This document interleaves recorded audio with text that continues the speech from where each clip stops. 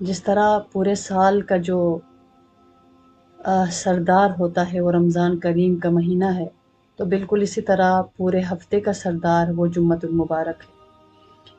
ایک طرح سے ایمان والوں کے لیے بھی یہ عید کا دن بھی، عید کا موقع بھی ہوتا ہے۔ اسی لیے ہفتے کے جو پورے دن ہیں ان کو نکال کر جو یہ دن ہمیں نصیب ہوتا ہے، ہم سنت کے مطابق جو ہے اگر ہم نیا لباس پہن لیتے ہیں، نہیں تو صاف ستھرا لباس پہن لیں، اور اسی طرح جو ہے شاور لے لینا، مسواک کا استعمال کرنا، اپنے عام کاموں کو، روٹین کے کاموں کو تھوڑا سا روک دینا اور اپنا رجحان عبادت کی طرف کر لینا، یہ اس دن کا پروٹوکول ہے۔ اور جمعۃ المبارک عام دنوں کی طرح نہیں ہے، اسی لیے ایک مسلمان جمعۃ المبارک کے روز عام دنوں والا بیہیویئر نہ رکھیں، کہ مطلب روٹین میں جو ایک معاملات چلتے ہیں، جو ایک روٹین کا سلسلہ ہے، اس کے ان چیزوں کو تھوڑا سا موقوف کریں، تھوڑا سا روک دیں، اور اس دن کو اس طور پر منائیں کہ جیسے ہی یعنی مغرب کے بعد جمعۃ المبارک کا آغاز ہوتا ہے، سب سے پہلے درود شریف کا اہتمام کیا کریں۔ درود شریف کے اہتمام کے ساتھ ساتھ جیسے رات کی عبادت کا اگر اللہ تعالیٰ ہمیں موقع عطا فرماتے ہیں، توفیق عطا فرماتے ہیں، ہمیں یہ کوشش کرنی چاہیے کہ تہجد کی نماز، سبحان اللہ، کہ سمجھ لیجئے گا کہ یہ ایمان والوں کے لیے نا رسول اللہ صلی اللہ علیہ وسلم کی طرف سے سب سے خوبصورت تحفہ ہے، کہ اگر اس کی قدر ہو جائے تو کیا ہی بات ہے، سب سے خوبصورت تحفہ ہے۔ یہ کوئی صرف اولیاء اللہ کا عمل نہیں ہے، جس کو بھی اللہ کے محبوب سے تعلق ہے اور جو بھی بندہ اپنے رب کا قرب حاصل کرنا چاہتا ہے، اپنے رب کے قریب ہونا چاہتا ہے، اپنے رب کی رضا کو حاصل کرنا چاہتا ہے، یہ اس کی ذمہ داری بنتی ہے۔ ایسا تو نہیں ہے کہ وہ فرض ہے یا سنت موقدہ ہے، لیکن اللہ کے محبوب نے اپنی پوری زندگی جو ہے اس عبادت کا اہتمام کا جو ہے وہ اہتمام کیے رکھا، اور یہ عبادت جو ہے سبحان اللہ کیا ٹھنڈک ہے اس میں،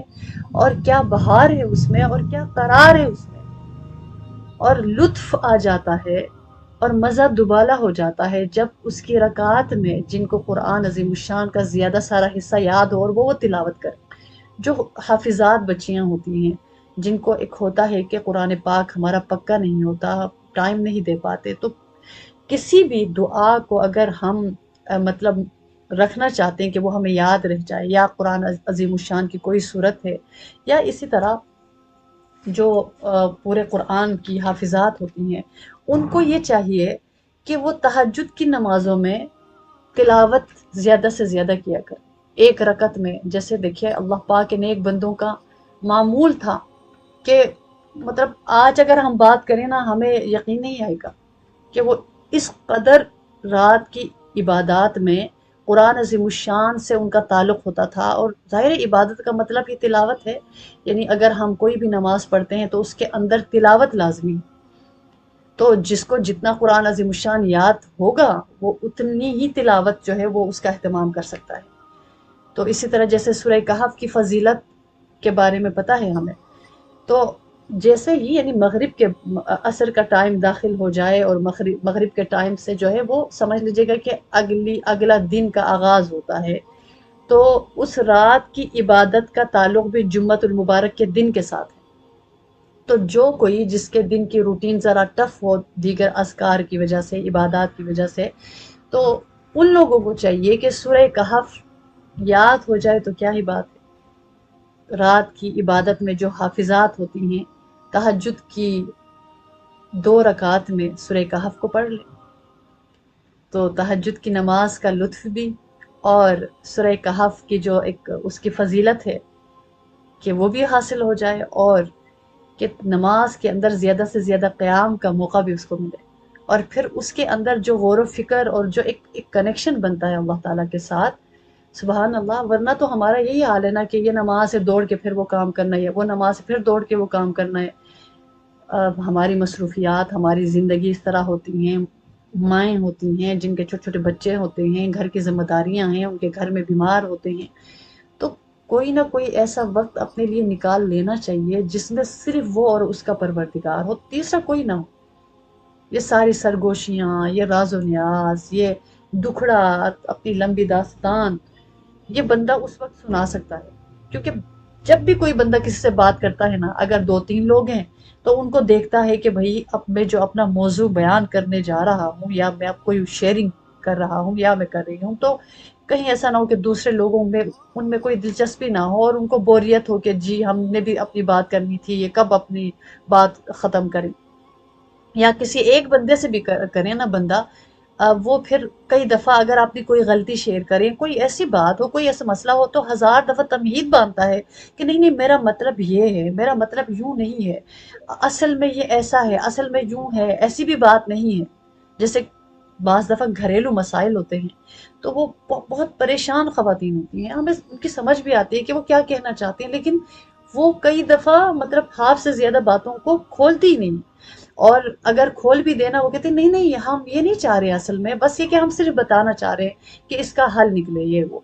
تو مطلب بندہ جب بندے کو بتائے نا، وہ 100 دفعہ تمہید باندھتا ہے کہ پتہ نہیں، پھر سوچتا ہے کہ اس کو بات اس طرح سے سمجھ آئی بھی کہ نہیں آئی، جو مسئلہ ہم پوچھنا چاہ رہے ہیں وہ مسئلے کی سمجھ آئی بھی کہ نہیں۔ تو مطلب انسان کو بتا بھی دینا، اس کو کئی دفعہ اطمینان بھی نہیں ہوتا، اور پھر پوری بات کر بھی نہیں سکتا، کیونکہ بہت سی اندر کی چیزیں ہوتی ہیں۔ تو پھر وہ بندہ کیا کرتا ہے، رات کی تنہائی میں اللہ کے سامنے رکھ دیتا ہے۔ سبحان اللہ، اگر آپ کو مسنون دعائیں زیادہ سے زیادہ یاد ہوں، قرآنی دعائیں آپ کو زیادہ سے زیادہ یاد ہوں، اور قرآن عظیم الشان کی صورتیں آپ کو زیادہ سے زیادہ یاد ہوں، تو تہجد کی نماز میں پھر ہم پڑھتے رہیں اور پھر سلام سے پہلے یا سجدوں میں ہم جو ہے پھر ان دعاؤں کا اہتمام کر لیں۔ اور اتنا کوئی مزہ آتا ہے کہ 2 سجدوں کے اندر اور پھر سلام سے پہلے دیکھیں درود شریف پڑھتے ہیں، اور دعا کی قبولیت کے لیے درود شریف کی کو لازمی قرار دیا گیا ہے۔ درود شریف پڑھتے ہیں، اس کے بعد دعائیں ہم پڑھتے رہیں نفلی نمازوں میں، کیونکہ تہجد کی نماز نفلی نماز ہے۔ تو اللہ سے ایک تعلق بن جاتا ہے، وہ ان موقعوں کو مس کرتا ہے، اس کو یاد آتی ہیں وہ جگہیں، وہ مواقع، وہ لمحات۔ اس لیے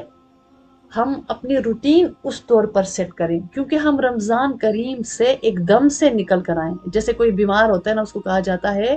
ابھی بیماری باقی ہے، پرہیز بہت ضروری ہے۔